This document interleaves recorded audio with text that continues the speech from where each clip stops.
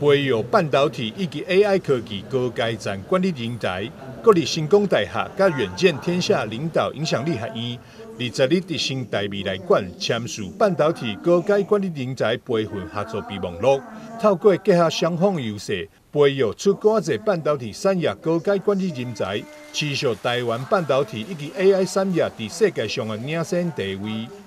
安台设计2023年，我们大概在21.3%，全球第2位，仅次于美国。那在半导体制造，在有关代工方面，我们大概占78%，这是全球第1位。那在封装还有测试部分，我们也占了大概52.63%左右，也是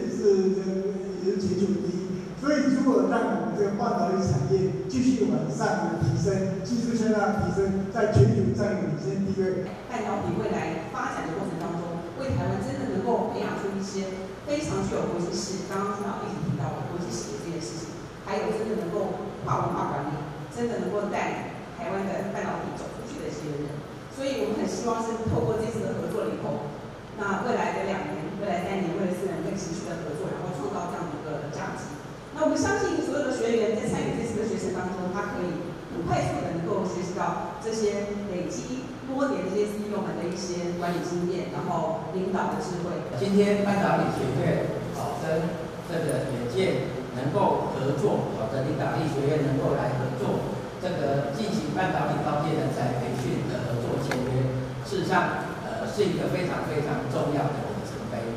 前方的镜头用灿烂的微笑，2、3。苏延坤院长表示，半导体产业持续蓬勃发展，将带动大量人才需求，而且台湾位伫咧地缘政治顶面，带动整体生态产业改变。这次甲远见领导影响力学院共同开办高阶人才培训课程，课程内容将注重伫咧半导体、AI、管理领导力等3大核心。记者张世伟采访报道。